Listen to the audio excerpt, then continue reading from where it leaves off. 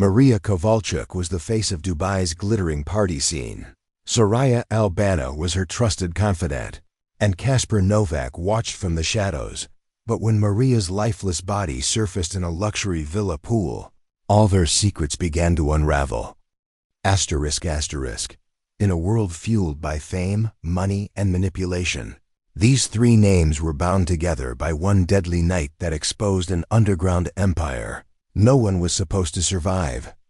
Maria Kovalchuk had arrived in Dubai just 3 years before her death, but in that short time, she had transformed herself into one of the most recognizable faces in the influencer world. Originally from a small town in Ukraine, she quickly learned how to navigate the lavish lifestyle of Dubai's elite. Her beauty, combined with her sharp instinct for content creation, made her a magnet for attention. But it wasn't just her looks or charm.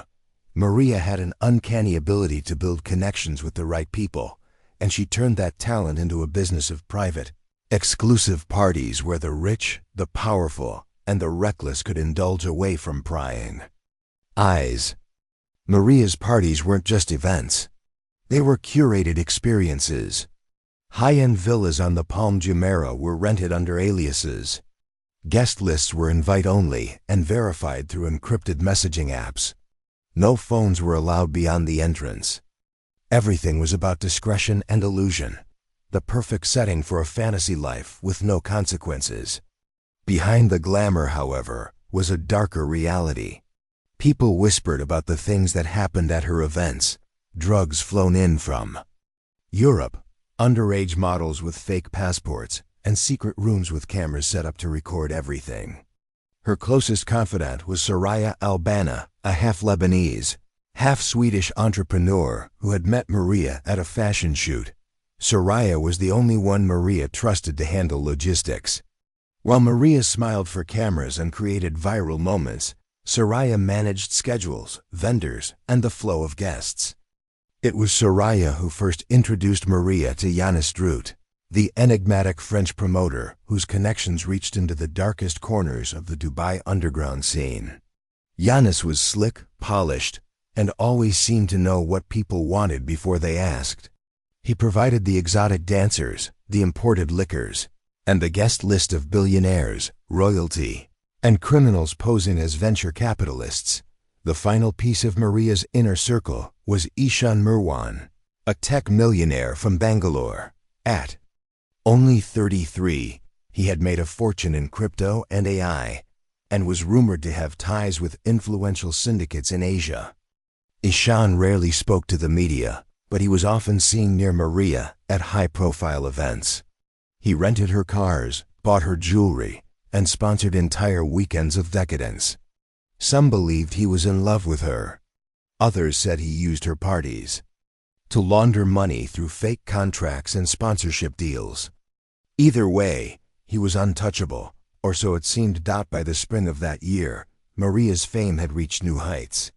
She was working on launching a fragrance line, collaborating with European designers, and teasing a reality show with a major platform. But those closest to her noticed a shift. She seemed distracted, cautious, and paranoid. She canceled 2 major events without reason, changed her phone number twice in a month, and stopped trusting people she'd known for years. A few days before her death, she posted a cryptic message on her Instagram story: "Not everything is gold, even in the desert. Be careful who you dance with." Many thought it was just part of a branding campaign, a teaser for a new project. It wasn't. On the night of May 3rd, Maria hosted what would be her last party. The venue was a luxury villa on a secluded end of the Palm. Guests arrived in luxury cars, filtered through security, and were offered designer drinks served by masked staff. The party lasted until dawn. By then, most guests had left. What happened between 4 and 5 a.m. remains a mystery. Maria's body was discovered face down in the pool later that morning by a cleaner hired through an app. There were no visible injuries. Her phone was missing. Surveillance cameras had been deactivated. It looked like an accident. But Detective Lina Farooq didn't believe in coincidences, especially not in cases involving someone like Maria Kovalchuk. Detective Lina Farooq stood silently by the pool where Maria's body had been discovered just hours earlier. Everything about the scene felt too perfect. The white marble tiles were dry, the cushions on the outdoor loungers untouched, and the bar counter was spotless. Yet, something about the air didn't sit right. It wasn't just another influencer drowning after a night of drinking. The body had been positioned too carefully, the villa cleaned too thoroughly. Maria's death wasn't an accident. It was staged. Lina's instincts were sharp, forged over years of dealing with international cases involving money, deception, and silence. The autopsy confirmed her suspicions.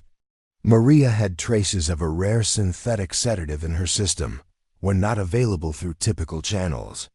Combined with alcohol, the dose was deadly. But the quantity wasn't enough to suggest recreational use. It was precise, measured, and clearly administered with intent. Someone wanted Maria unconscious, not dead, or at least that's how it looked on the surface.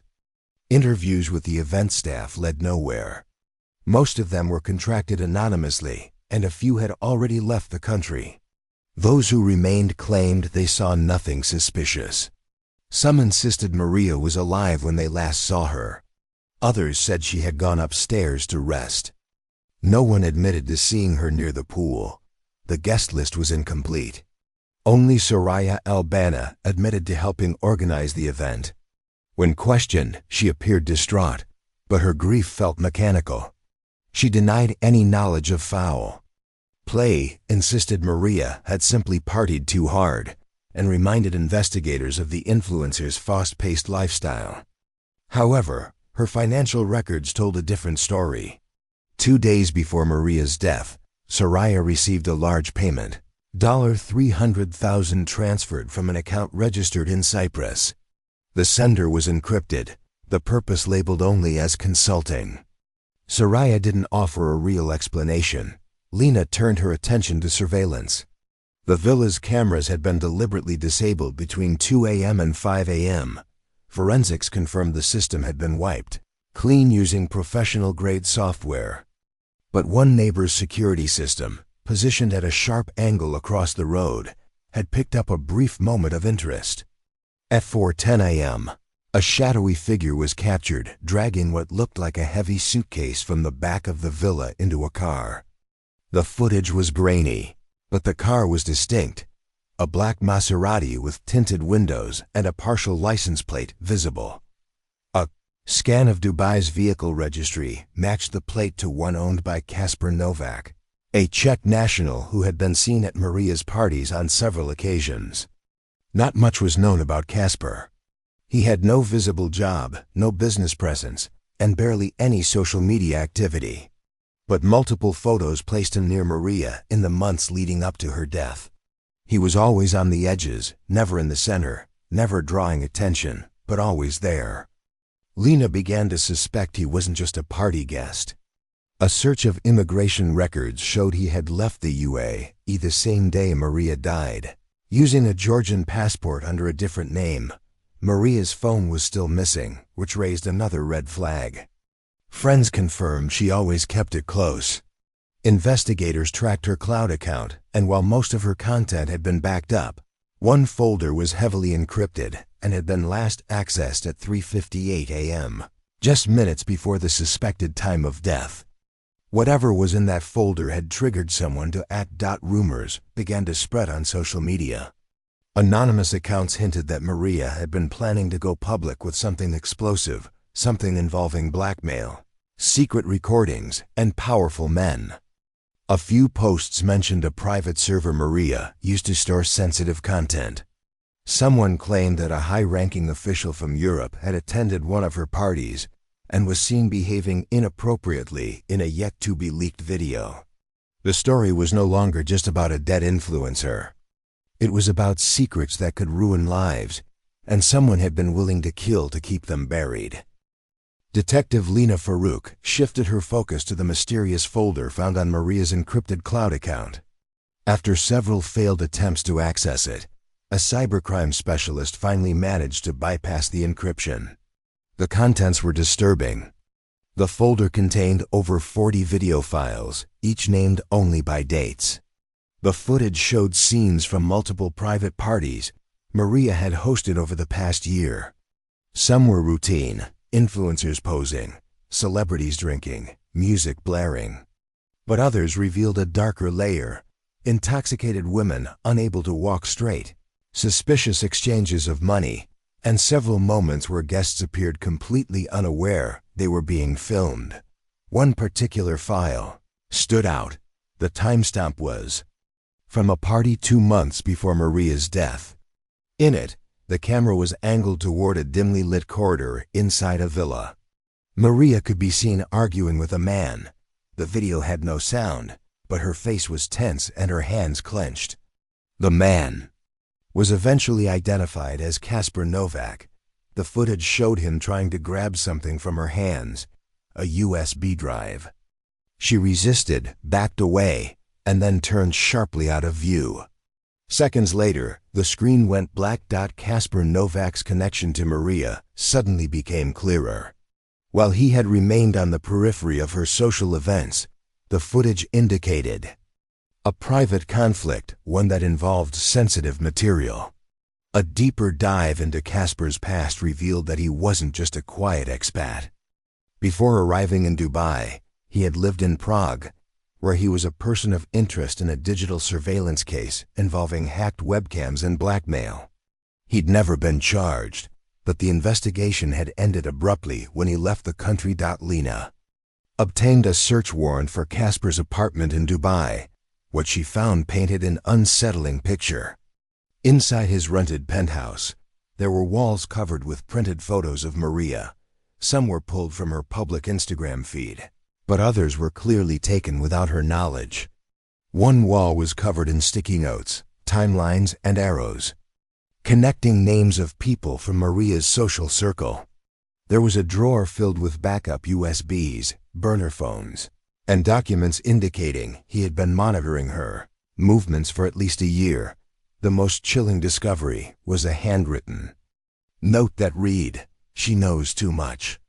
If she releases it, we're all finished." There was no signature, but the message appeared to be written in haste, torn from a larger notebook. One of the burner phones had a contact saved only as S, with multiple encrypted messages, dating back weeks. Forensic experts couldn't crack the full contents, but partial recovery revealed messages like, "She's not backing down, and handle it before she destroys everything." At the same time, a tip came in from a hotel employee who had served Kasper 2 days before Maria's death. The man claimed Kasper looked panicked, refused to be photographed, and spent hours alone in the hotel lounge.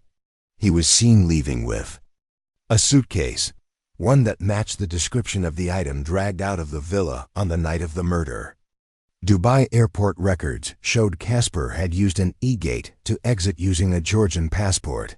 But the real twist came when a background check revealed that he'd purchased that fake identity through a deep web transaction a month earlier. Lina now had 3 crucial threads: Maria's footage of illegal activity, Kasper's stalking and potential blackmail plot, and the large sum Soraya had received days before Maria's death. What connected them was still unclear, but it was obvious that Maria had been a threat to a well-protected network. She had evidence that could destroy reputations, spark international investigations, and implicate powerful men and women. And someone, maybe more than one person, had decided to silence her before that could happen. The deeper Lina dug, the more tangled the web became. Maria Kovalchuk had not just thrown parties. She had accidentally built a vault of secrets. Secrets that, once opened, would tear apart far more than her curated image. Detective Lina Farooq's investigation was closing in on something massive, something that extended far beyond a single death in a luxury villa.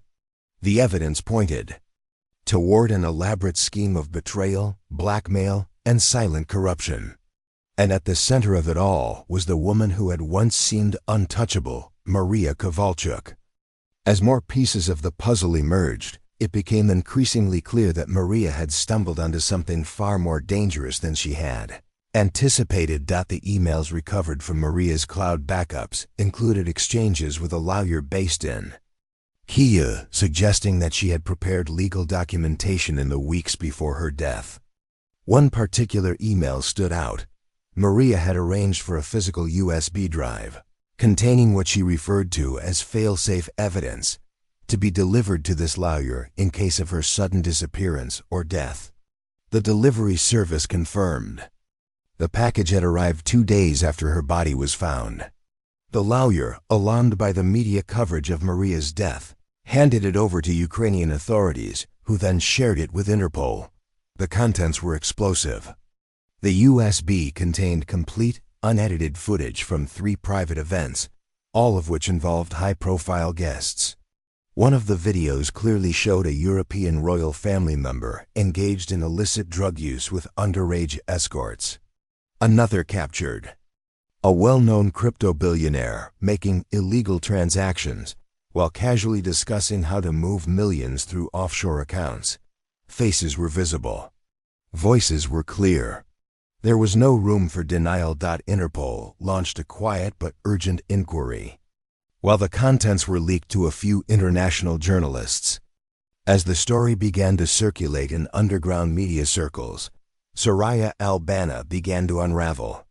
Surveillance showed her making frequent visits to a private banker in Dubai, attempting to transfer her assets to undisclosed locations. Her internet searches revealed attempts to purchase a one-way ticket to Argentina. Lina moved swiftly, and Soraya was brought in for a second round of questioning. This time, her carefully constructed composure cracked. Under pressure, Soraya admitted that Maria had discovered she and Yanis Drut were selling access to party footage through a shell company based in the Seychelles. The buyers were mostly tabloids, private collectors, and media outlets looking for scandalous material involving celebrities and politicians. Maria had originally turned a blind eye, but that changed when one video revealed a sexual assault during one of her events. She was horrified and threatened to go public. According to Soraya, Maria confronted Yanis, who downplayed the risk and told her to stay in her lane. When Maria refused, Yanis reached out to his silent investors, people with enough power and money to make problems disappear. Soraya claimed she didn't know the plan included Maria's death, but admitted to slipping a sedative into her drink to calm her down during the final party. She thought Maria would be too drowsy to make a scene or upload anything that night. When she saw Maria unconscious near the pool, she panicked. Instead of calling for help, she deleted files, wiped down the scene, and vanished before the staff arrived. Yanis, on the other hand, had completely disappeared. His Dubai residence was empty. Bank records showed multiple withdrawals in cash across Europe. Facial recognition technology later tracked him to Nice, France, where he had checked into a yacht under an alias.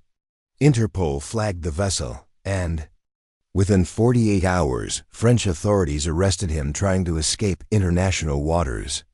On board were hard drives, multiple IDs, and over $1 million in various currencies.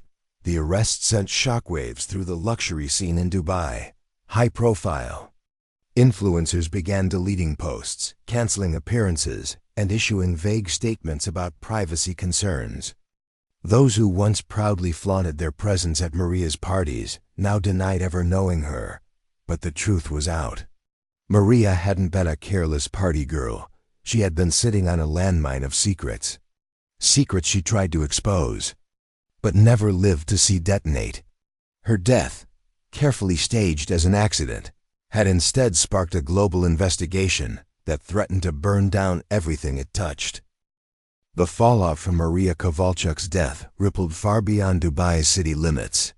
With the release of the videos from the USB drive, news outlets across Europe and Asia exploded with headlines linking celebrities, royals, and business moguls to Maria's private parties.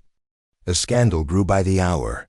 Several governments launched inquiries into how their citizens had become entangled in illicit activities abroad. High-profile resignations followed. Brands dropped ambassadors. Entire companies went silent. But behind the chaos was the slow, steady work of the authorities as they unraveled the final threads of Maria's life and the network that tried to erase her. Detective Lina Farooq had secured both Soraya Al-Banna and Kasper Novak in custody. Their confessions, though incomplete and often contradictory, painted a clearer picture of the events leading to Maria's murder. Soraya had admitted to sedating Maria, but claimed she never meant for her to die. Kasper, meanwhile, confessed to confronting Maria the night of the party, furious over her refusal to hand over the USB. But he insisted that by the time he arrived at the villa's back garden, Maria was already unconscious. Fearing he'd be implicated, he chose to erase surveillance footage and flee the country using his second identity. Kasper's statement matched the forensic timeline, which indicated Maria had been unconscious for at least an hour before she drowned.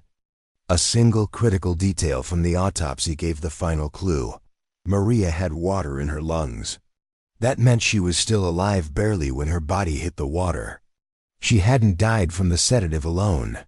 Someone had placed her in the pool, knowing she couldn't save herself. The killer wasn't just covering up a mistake. It was a calculated act of silence. Lina turned her focus to Janis Drut, the missing promoter now in French custody. After weeks of stonewalling, Janis finally broke under pressure when he realized the international network he relied on had cut him loose. In exchange for a reduced sentence, he agreed to share everything. He confirmed the existence of a media black market that purchased secret footage from high-profile parties, using shell companies and encrypted transactions to avoid detection.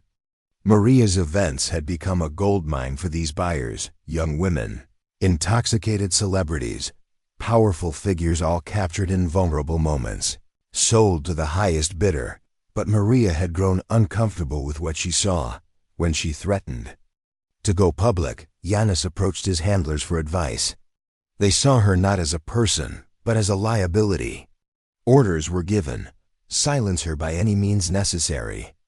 Janis was instructed to ensure Maria didn't make it through the night. He reached out to Soraya, convinced her to cooperate, and told her to administer the sedative. Kasper, whose obsession with Maria made him unpredictable, was supposed to retrieve the USB drive afterward and disappear. What none of them expected was for Maria to have a backup plan, or to send the files to her lawyer before the party ever began. Interpol's full report documented over a dozen arrests across 6 countries. Several accounts were frozen, companies investigated, and new protocols introduced in Dubai to monitor high-profile private events. But while justice began to take shape, public opinion remained divided. Some mourned Maria as a brave whistleblower who paid the ultimate price. Others called her reckless, complicit in the very machine she eventually tried to bring down. Maria Kovalchuk's funeral was held quietly in Ukraine, attended only by close family and a few friends who hadn't abandoned her name. Her online presence was wiped by her estate, but her story had already spread. Documentaries, podcasts, and exposes followed.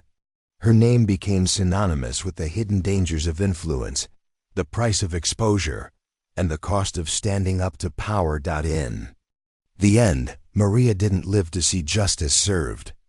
But her voice, captured in the files she protected, and the chain reaction she triggered, couldn't be silenced. Her death became more than a mystery. It became a reckoning. And for those who built their fortunes in the shadows of her parties, the light she left behind was blinding.